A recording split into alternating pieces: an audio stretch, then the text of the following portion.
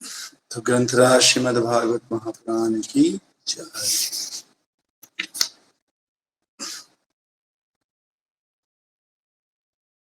यदप्यसु तो स्कंद 1 अध्याय संख्या 11, अध्याय संख्या 11 भगवान श्री कृष्ण का द्वारिका में प्रवेश और श्लोक संख्या 33। यदप्यसोपार्श्वगतोरहो गतम् तथापि तस्याङ्घ्रियुगं नवं नवम् पदे पदे का विरमेत तत्पदा चलापि यच्छीन जहाति करचे। यदप्यसोपार्श्वगतोरहो गतस् तथापि तस्याङ्घ्रियुगं नवं नवम् पदे पदे का विरमेत तत्पदा चलापि यच्छीन जहाति करचे। यदप्यसोपार्श्वगतोरहो गतास् तथापि तस्याङ्घ्रियुगं नवं नवम् पदे पदे का विरमेत तत्पदात् चलापि यच्छीर्न जहाति करचेत्। यदप्यसोपार्श्वगतोरहो गतास् तथापि तस्याङ्घ्रियुगं नवं नवम् पदे पदे का विरमेत तत्पदात् चलापि यच्छीन जहाति करचेत्। रिपीट कीजिए, करना चाहते हैं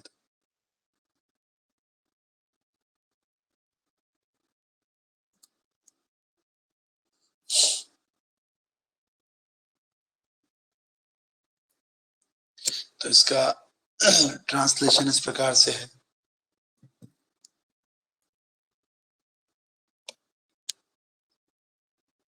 Although यद्यपि भगवान श्री कृष्ण निरंतर उनके पास थे और बिल्कुल अकेले भी थे, तो भी उनके चरण उन्हें नवीनतर लग रहे थे। यद्यपि लक्ष्मी जी स्वभाव से चंचल है, लेकिन वे भी भगवान के चरणों को नहीं छोड़ सकती। तो भला जो स्त्री एक बार उन चरणों की शरण में जा चुकी हो, वो उनसे किस प्रकार विलग जा सकती।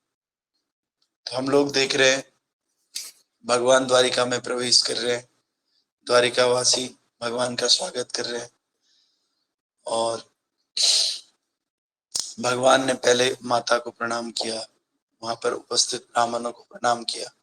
हर व्यक्ति को भगवान ने यथा योग्य सम्मान दिया, हर व्यक्ति का भगवान ने स्वागत किया।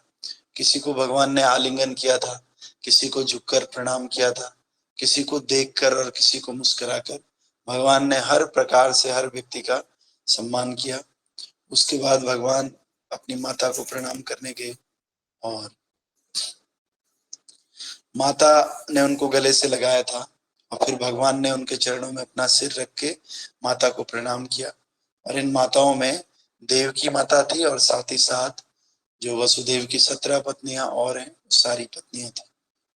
फिर हमने देखा था किस प्रकार से उसके बाद भगवान अपने महल में प्रविष्ट हुए माता मिलने के बाद, और महल में जाकर के वहां गए जहां उनकी पत्नियां रहती थी और उन पत्नियों का नंबर प्रभुपाद बता रहे हैं 16,000 से अधिक था।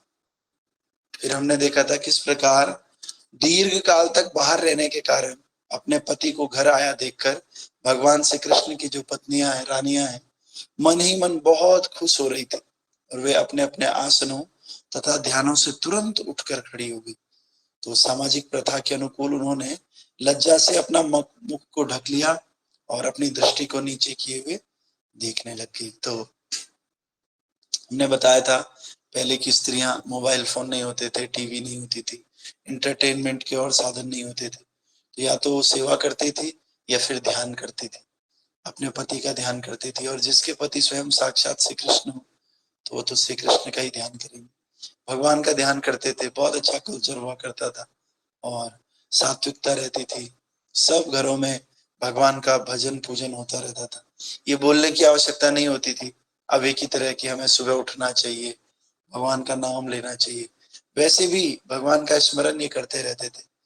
तो इसी प्रकार जैसे ही भगवान आ गए तो ये रानियों ने अपना ध्यान, मन सब कुछ छोड़ करके तुरंत खड़ी हो गई आसनों से, क्योंकि ये ध्यान, ये आसन, ये सब कुछ तो भगवान के लिए हो रहा है।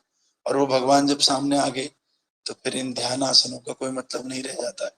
तो इसीलिए सब लोग उठ गए। और स्त्रियों के अंदर लज्जा होती है, इसीलिए इस लज्जा के कारण उन्होंने अपना मुख ढक लिया और दृष्टि नीचे कर ली। लेकिन आजकल तो ये लज्जा रह नहीं गई। उल्टा स्त्रियां और भी आंख उठा करके देखती, और सर ढकाने का तो कोई मतलब ही नहीं। तो इस प्रकार से फिर जो रानियों की दुर्लभ उत्कंठा थी वो इतनी तेज थी कि लजाई होने के कारण उन्हें सबसे पहले हृदय की गहराई में भगवान का आलिंगन किया। तो मन से आलिंगन किया, फिर उन्होंने दृष्टि से उनका आलिंगन किया, और तब अपने पुत्रों को आलिंगन करने के लिए भेजा। तो लेकिन हे भृगुश्रेष्ठ, यद्यपि वे भावनाओं को रोकने का प्रयास कर रही थी, किंतु अनजाने से उनके नेत्रों से आंसू छलक आए। हमने उस दिन कहा था ये खुशी के आंसू थे। इतने दिनों बाद भगवान वापस आए हैं, मिल रहे, तो खुशी के आंसू उनके आंखों से निकलने लगे। फिर हमने देखा आज का जो श्लोक है वो इस प्रकार से है, यद्यपि भगवान श्री कृष्ण निरंतर उनके पास थे और बिल्कुल अकेले भी थे, तो भी उनके चरण उन्हें नवीनतर लग रहे थे। यद्यपि लक्ष्मी जी स्वभाव से चंचल है, लेकिन वे भी भगवान के चरणों को नहीं छोड़ सकती। तो भला जो स्त्री एक बार उन चरणों की शरण में जा चुकी हो, वो उनसे किस प्रकार विलग की जा सकती। तात्पर्य भाई अर्चनीय बंदनीय प्रातः स्मरणीय जगत कृष्ण प्रभुपाद की जय।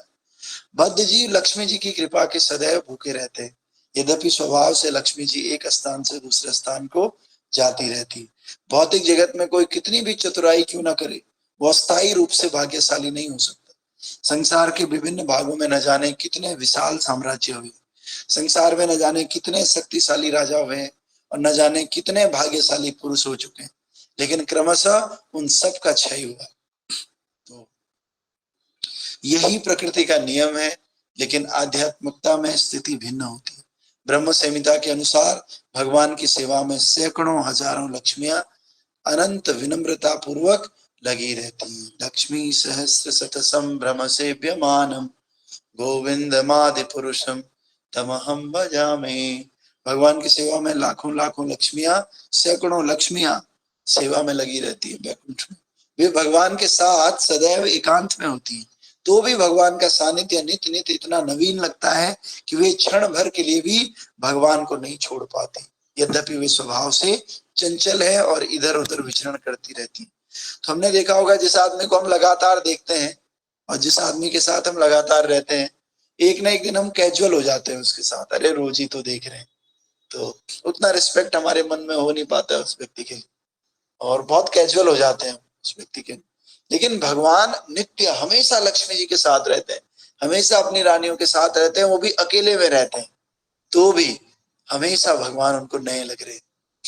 भगवान के साथ कैजुअल नहीं हो पा रहे, नहीं लग रहे हैं भगवान, क्योंकि भगवान क्या है, नित्यम नवीन नवयौवनम च, भगवान हमेशा नए लगते हैं।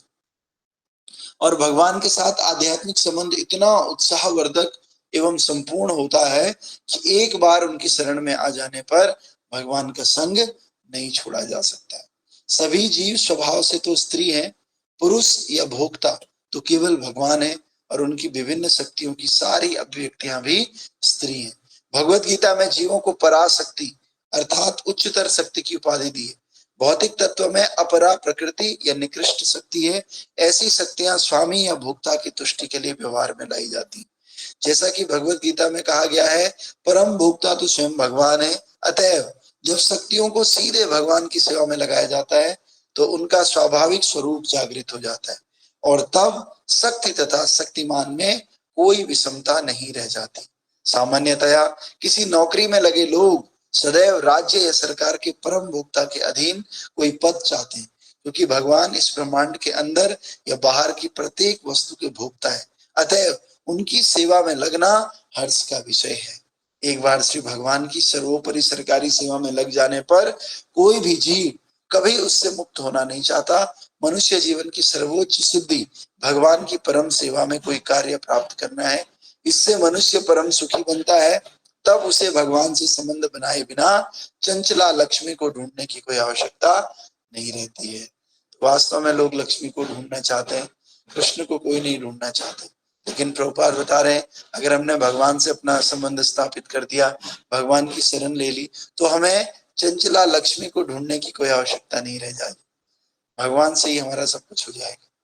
तो जहां भगवान होंगे वहां लक्ष्मी तो अपने आप आ ही जाएगी। तो बाकी इसको हम कल एक्सप्लेन करेंगे अच्छे से। आज टाइम भी थोड़ा सा ज्यादा हो गया, तो मंगला आरती करेंगे, क्लास को खत्म करेंगे। संसार दावा नललीडलो प्राणाय कारुण्य गानाय